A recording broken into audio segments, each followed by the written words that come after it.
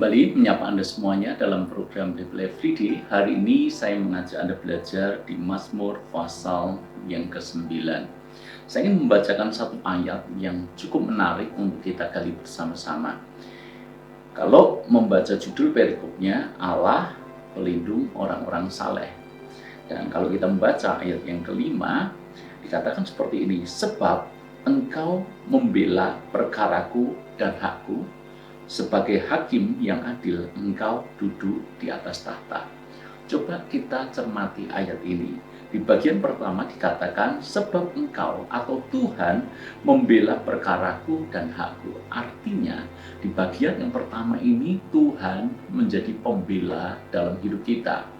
Di bagian berikutnya dikatakan, sebagai hakim yang adil, engkau duduk di atas tahta. Di bagian yang kedua, Tuhan menyatakan dirinya sebagai hakim. Di bagian awal, dia menjadi pembela. Di bagian yang kedua, dia menjadi hakim. Kalau kita mencermati di sebuah persidangan, maka akan kita menemukan peran daripada hakim dan peran daripada pembela atau pengacara.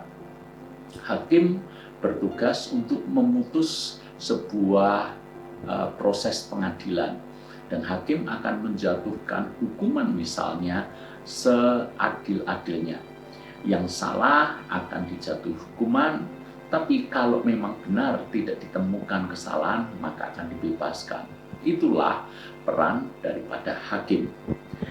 Tetapi pembela itu beda peran dibandingkan dengan hakim. Kalau hakim memutus perkara, memberikan hukuman kalau memang didapati kesalahan, sedangkan pembela bertugas untuk membela kliennya sehingga klien itu bisa dibebaskan daripada hukuman kalau dia bisa menunjukkan bukti-bukti yang memperkuat bahwa kliennya tidak bersalah, atau juga kalau memang kliennya ini bersalah, pembela berperan paling tidak kliennya ini bisa mendapat hukuman seringan-ringannya. Jadi Anda bisa melihat dua perbedaan seperti itu.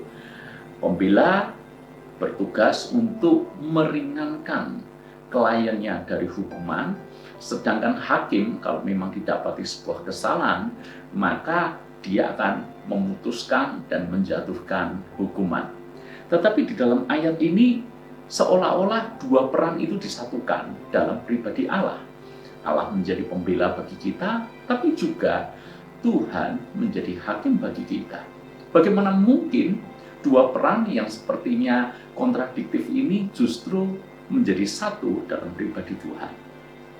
Kalau kita belajar akan firman Tuhan dan kita belajar akan sifat-sifat Allah, justru kita menjumpai dua sifat ini menjadi satu dalam kepribadian Tuhan. Tuhan kita adalah hakim yang adil. Tuhan kita ini selalu tegas dalam segala keputusannya. Kita tahu bahwa sekali-kali Tuhan tidak membebaskan orang yang berdosa, orang yang bersalah, orang fasik yang berbuat kejahatan. Bahkan Alkitab dengan tegas mengatakan upah dosa ialah maut. Jadi Tuhan sebagai hakim, dia tidak akan kompromi dengan yang namanya dosa. Dosa berakhir dengan maut. Itu Tuhan sebagai hakim yang menyatakan keadilan, yang menyatakan ketegasan. Tetap di sisi lain juga bahwa Tuhan adalah pembela bagi kita. Peristiwa kayu salib atau keselamatan yang kita dapat dari Yesus melalui pengorbanannya di atas kayu salib menjelaskan persis tentang hakim dan pembela dalam pribadi Tuhan. Sebagai hakim, maka tentu saja manusia yang berdosa berakhir dengan maut. Sama sekali itu tidak bisa dikompromikan. Itulah pribadi Allah yang tegas. Dia tidak kompromi dengan dosa. Tetapi pada saat yang sama, Tuhan itu juga sangat mengasihi manusia. Karena itu Alkitab katakan bahwa begitu besar kasih Allah akan dunia ini, Dia memberikan anaknya yang tunggal, supaya setiap orang yang percaya kepadanya tidak binasa, melainkan beroleh hidup yang kekal.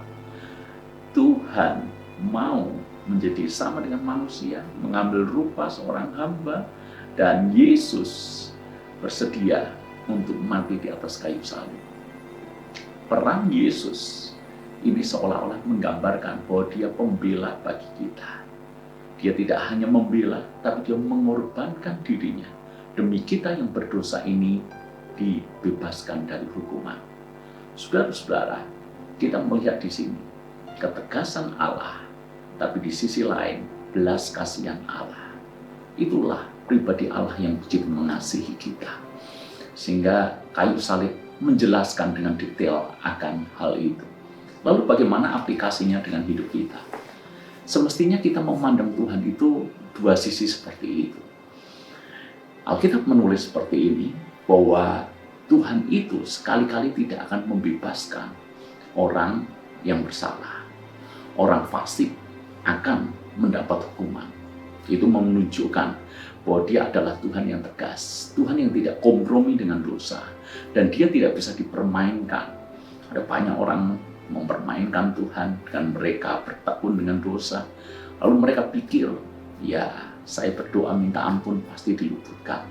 Ketika mempermainkan Tuhan, hakim yang adil, tentu saja mereka tidak luput dari hukuman. Tetapi di sisi lain kita juga harus mengenal bahwa Tuhan itu tidak selamanya seperti itu. Kita melihat Tuhan kita juga penuh dengan belas kasihan. Kalau sungguh-sungguh kita bertobat, sungguh-sungguh kita minta kasih karunia, pengampunan dari Dia, maka Dia akan menjadi pembela bagi kita. Dia mengampuni dosa kita, bahkan Dia mengorbankan dirinya hanya supaya kita dilepaskan dari dosa. Seandainya kita memandang Tuhan dari dua perspektif, bahwa Dia seorang hakim, Dia sosok pembela, maka kita semuanya jadi orang Kristen yang sehat, yang tidak mempermainkan Tuhan, tetapi juga tidak hidup dalam ketakutan.